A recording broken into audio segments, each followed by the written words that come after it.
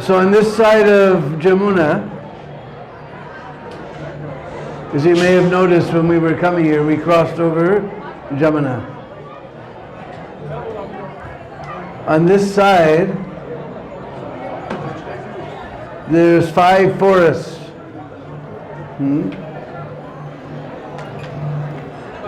Bhadravan, Bandirvan,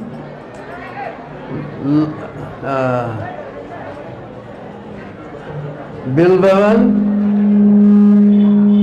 also called Belvan or Srivan, Lohavan, and Gokul Mahavan. One forest with 2 names, Gokul or Mahavan. So we're now in the corner of Mahavan. And the presiding deity of these 5 forests on this side of the Jamuna is Balaram. So here we have, in fact the town is called Baladev. Devotees of Vrindavan, please book a stay. Baba is giving lecture.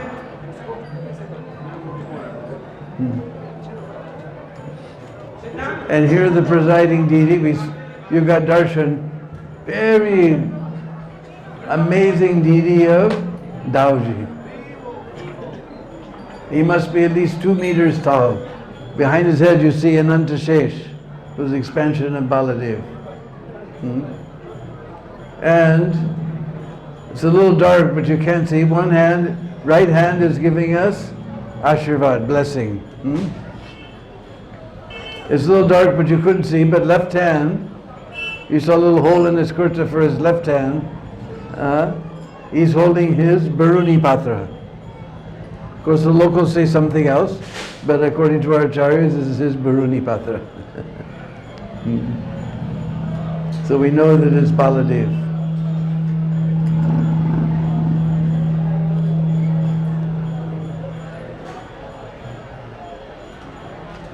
Now the question always comes, why is he black?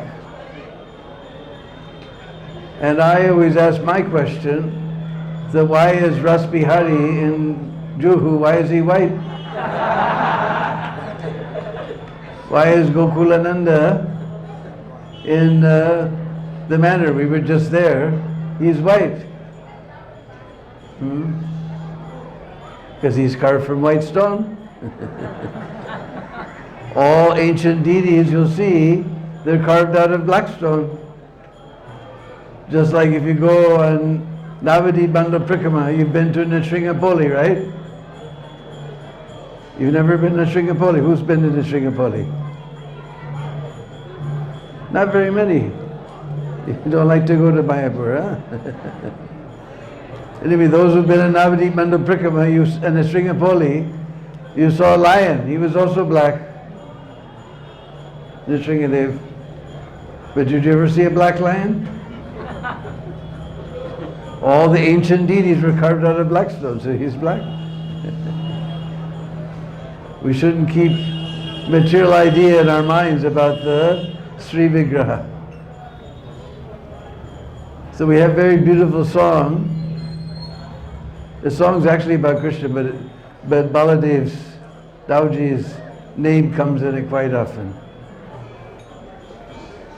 So most of you can understand that older brother we call Dao.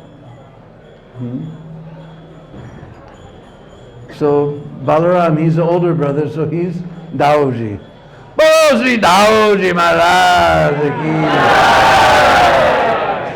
And younger brother, he's Kanaya. So we have a nice song, and Dauji's name comes in this song quite often. Par karenge naiya re bajo Krishna kanaiya.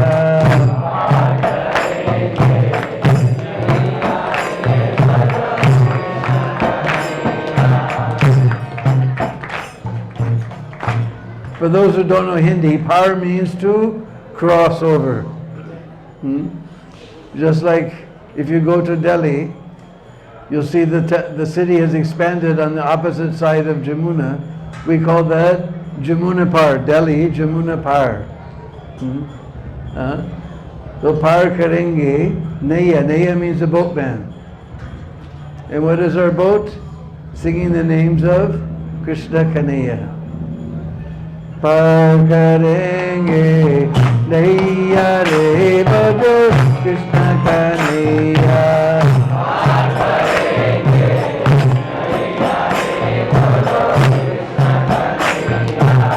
Par karenge, Naya re bado Krishna Kanaya. Par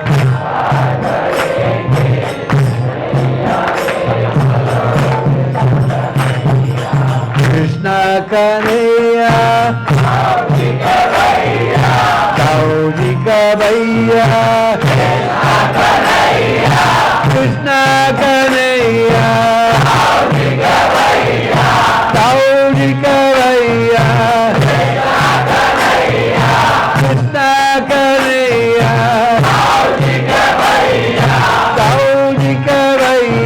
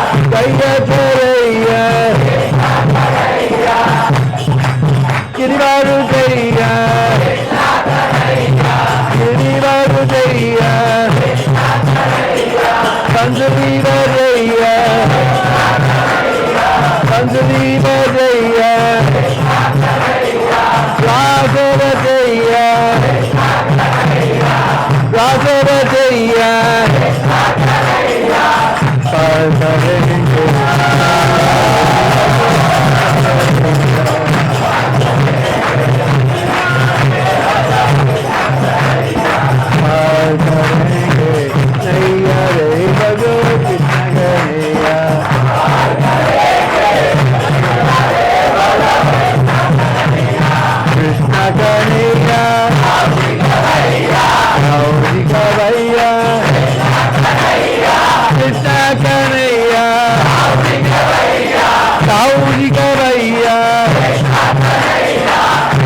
Kanaya.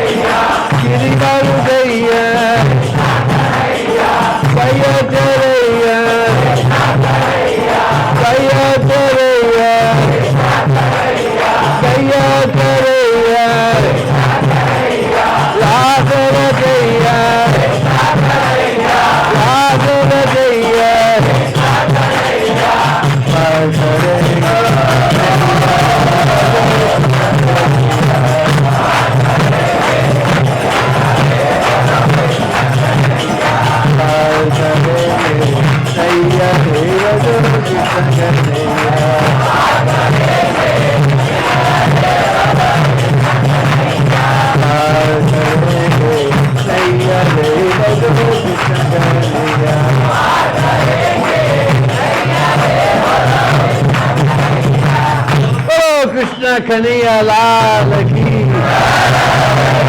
Bolo Śrī Dauji Maharaj ki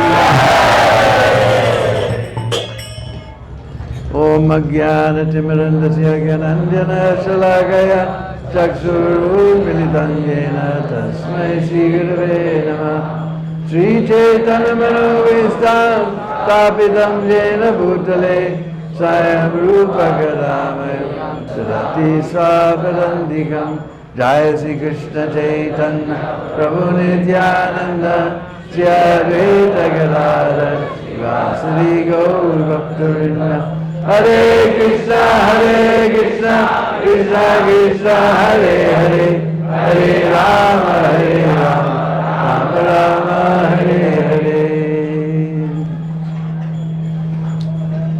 So, most of the residents of this village, they're all descendants of Sobari Rishi. You remember Sobari Rishi, huh? Just near our temple is his place where he used to meditate in the Jamuna.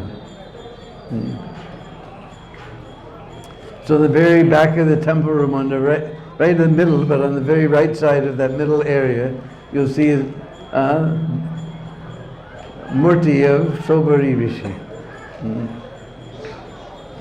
So Balaram, he is the presiding deity of these 5 forests on this side of the Jamuna.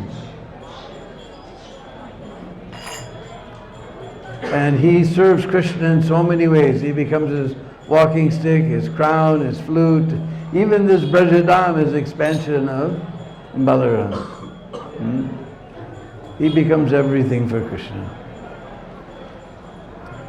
And we know that Krishna's true Bhagavan, the Swayam, the original personality of Godhead, is Krishna.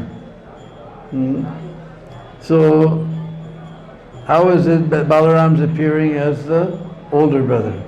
That Krishna is the source of everything, he's also the source of Balaram. So how is he appearing as older brother? What happened, we remember in Ram Leela, Balaram, he appeared as Lakshman. And he always had to follow the order of his older brother, because that's our etiquette. But that caused him a lot of trouble, just like when Dasarath ordered Ram to go to the forest, Lakshman, he was furious, he was ready to fight with his own father. But Lord Ram told him, look, can this be adjusted? One thing is, nobody should stand in front, because if you stand right in front of the speaker, that's another cause of that feedback. So no, father was told we should go to the forest, so we'll go to the forest, don't be, and calm down. It's all right, but I'm going with you. So in so many ways he had to follow Lord Ram even when it was against his will. Just like finally they defeated Ravana and they finally brought Sita from the Ashok forest before Lord Ram. She was coming in a palanquin. And Ram told Lakshman, you go and stop the palanquin and take Sita from the palanquin and bring her here. And Lakshman said, what? Why should my mother Sita walk on the ground like an ordinary woman? Ram said, no, you please go. So he didn't want to do it, but he had to follow his... Because Ram was thinking that all these monkeys, they all laid down their lives and fought so hard to save Sita, they should at least get darshan. So he wanted Dauji to, want Lakshman to stop the palanquin and bring Sita. And then finally Sita, she came there, and Lord Ram said, we have not fought this battle for your sake, as the cries of the monkey warriors may have us believe. We have fought this battle to save the name of the Raghu dynasty. Otherwise, you have stayed in the house of our enemy for so long, we don't know what is your condition. You may go wherever you like. And Lakshmana was just shocked. What did he just hear his brother say? Huh? Huh? You can go wherever you like. And Sita, with a broken heart, she said, then I would have just died long time ago. Why was all this bloodshed and everything? I would have died immediately. Anyway, I can understand that this is a reaction of all the offenses that I committed to Lakshman. Lakshman said, what? So yes, I remember the first night when I came to Ayodhya, Ram was sitting on the terrace and you were sitting there with him waiting to carry out any order that he may give. I came onto the terrace many times hoping that my presence would make you go away. But still you wouldn't budge. So finally I said, look Lakshman, you can go, now I'm here to serve Lord Ram. And Lakshman looked at Ram and said, Are, what is this? My whole life I have served you hand and foot every minute of the day. And this person comes along one day to the next and I lose my service, what is this? Now Ram, he's in trouble. If he takes Lakshman's side, he's in trouble with Sita. If he takes Sita's side, he's in trouble with Lakshman. He said, I cannot give a decision on this. We'll have to ask our Guru Vasisht in the morning. So morning Guru Vasisht came and Lord Ram said, I have one problem that you have to solve. Because I...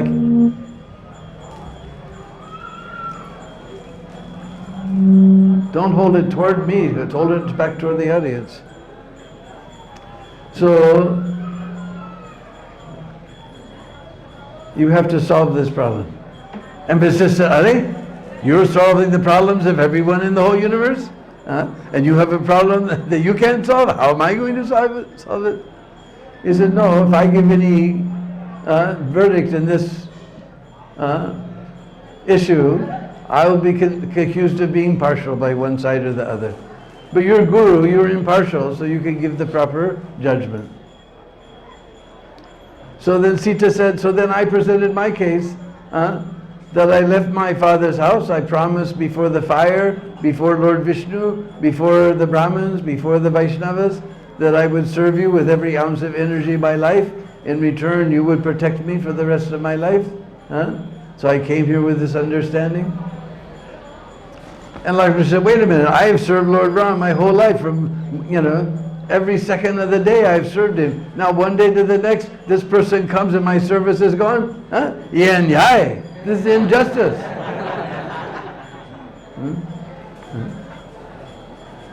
And Vasisht Rishi heard both sides. Then he said, when Lord Ram goes to the court in matters of state, anything outside of the house, then Lakshman has the right to serve. And when he enters into the interchange of his house, then Sita has the right to serve. So he gave the proper answer, but I know you were hurt. You were dejected by this answer. And then in the forest, Lord Ram left you to stay with me while he went to chase this golden deer. And then we heard Lord Ram's voice, Lakshman, Sita, and you wouldn't go anywhere. So then I insulted you like anything by telling, oh, you've just been waiting. Why don't you go? You're just waiting to be alone with me, Lakshman's ears were burning. How could his mother Sita say these things? So you left me there against the will of your brother, and so much trouble came. But I committed a huge offense. So the result of all of these offenses has come now. So Lakshman, you do one favor for me. You get some wood and build a funeral pyre. And I will go upon the funeral pyre. If I have been faithful to my Lord, then the fire will go out and become like ice. So Lakshman was waiting for Lord Ram to say, no need. But Lord Ram remained very grave, didn't say a word.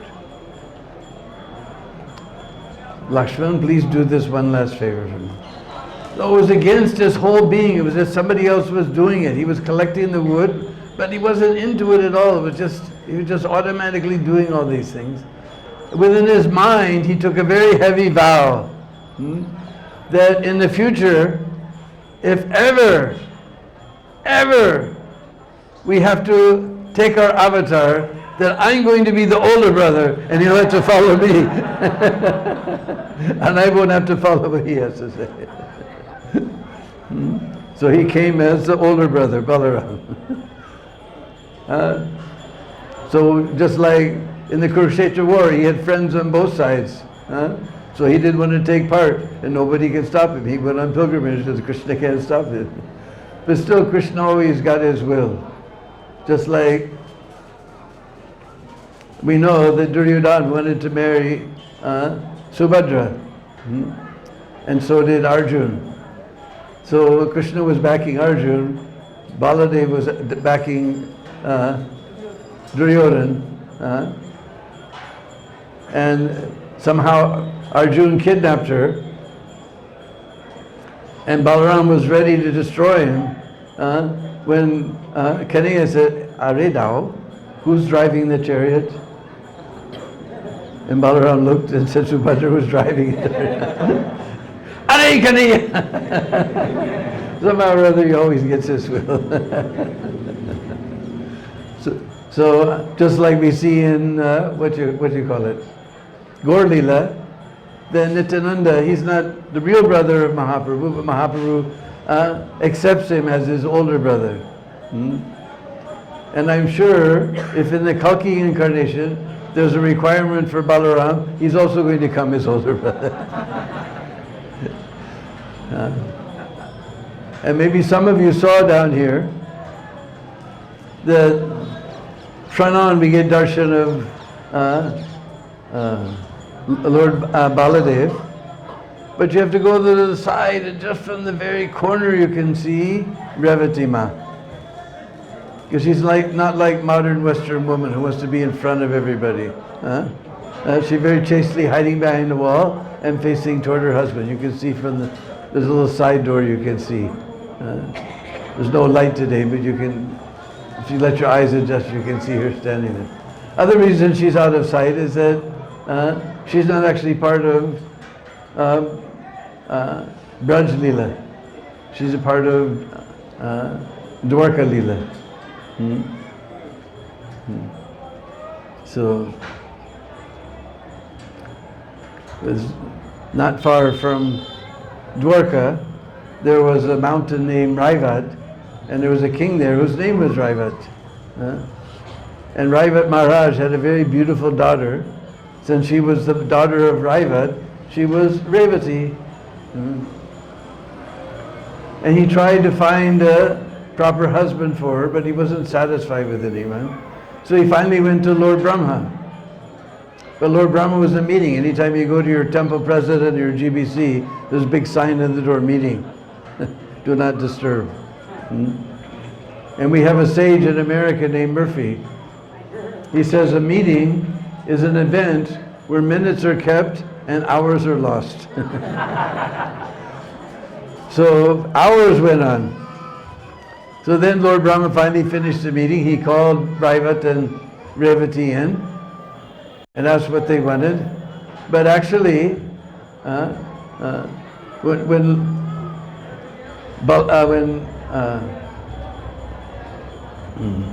Lord Brahma heard the problem, he began to laugh. And Raivat Maharaj said, "It's not funny. I want to marry my daughter to a proper husband." He said, "No. It's just that while you were sitting here, eons have gone past on the earth.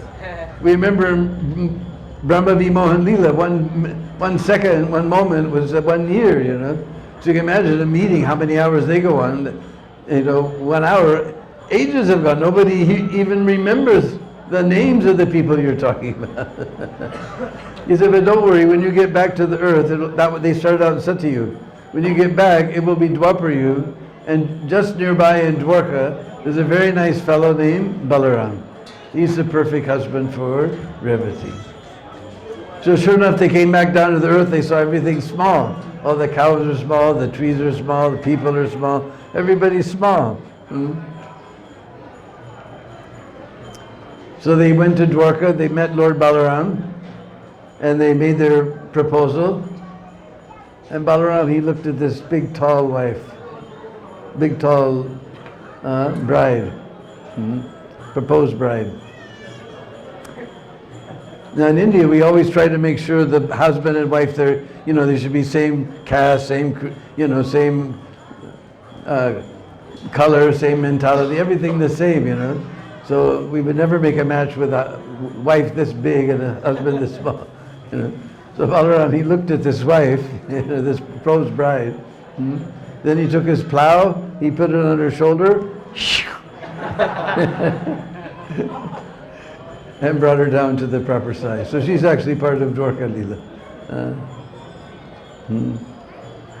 And Balaram, he's the Adi Guru, and we often say that Lord Balaram's weapon is a club, because we don't have, English is a very useless language. It's good for material technology, but spiritual technology is useless. Actually, his weapon in Braj anyway, he knows because he taught Duryodhan that Hanuman type club, but his real weapon is a mushal. And mushal is like a pregnant baseball bat, shaped like this, And you put the rice in a depression in the ground and you go bang, bang, bang. You hold the small part like this and the husk breaks off. The husk is useless. Useless means anart. Anart. So this is Baladev's position. He's got to get all the anarts out of our hearts. So his weapon is actually a mushal, like this. Oh, Śrī Dauji Maharaj ki. And here they have a very special Holi. On the day after Holi Purnima. They call it Dauji Haranga. And if you come here, that's why they put this roof here. When I first came here, there was no roof. Then they put roof over, this was the press gallery back here. So on both sides now they put roofs. Because nobody's allowed to go downstairs. Only the Brijvasis from Dauji. So all the ladies are standing in the back of the temple, and then behind the temple over here is a courtyard, there's a well, and they fill that water they fill it with color, and all the men are marching around, all the Baladev men are marching around the temple, Sukhabhabini, holding buckets, and then they start dipping them in that well, and they come out with buckets full of color, and they just dump them over the ladies. And then from just down below here, where the chaja comes, the roof comes, there's little pipes, and colored water starts coming out, and people are throwing, from different corners, they're throwing color on everybody. And all that floor becomes the Red Sea. And then the ladies, they're getting buckets thrown on them. They grab the men, rip their shirts off of them, soak them in the water, and beat them. So the men are going around throwing buckets on the ladies. They just, in the old days used to be cotton shirts, so they just rip real easy, but the Dakron shirts, still they just rip them off and whack. So there's nobody else, the outsiders not allowed, it's all just amongst themselves. So this is a Dauji Haranga. You should come here sometime and see, day after Gaur Purnima. So, we'll put our voice to rest here, we'll go downstairs. As we go out the gate, because 12 o'clock they're closing, so we'll go around the side of the temple. There's a large kund called Kshir Sagar. Because that time when the Muslims attacked Gokul, then they hid Dauji in that they threw him into the kund and hid him. Later, I can't remember who it was, he got a dream that Dauji was there in the kund. and they brought him out and established him in this nice temple. And specialty you see in this temple, always there's so many flags on top. Baladev is here? Flag लगाने का कितना लगता है? झंडा लगाने का कितना लगता है? झंडा लगाने का कितना लगता है? एक बार बोल तो मान ही लो कम से 350 मान 365 और 500. So for like 500 rupees, you can ask. This is our very dear Panda Mahadev. You can ask him, and you can, for 500 rupees, you can put a flag on top of Dauji temple. That's why you see so many flags. Every time I come here, there's so many flags on top of the dome. And he brought, of course you saw coming into the town, everybody's selling Bhakti Mystery, because that's Baldauji's favorite sweet. So he's got a whole bunch of Bhakti Mystery Prasad for everyone. So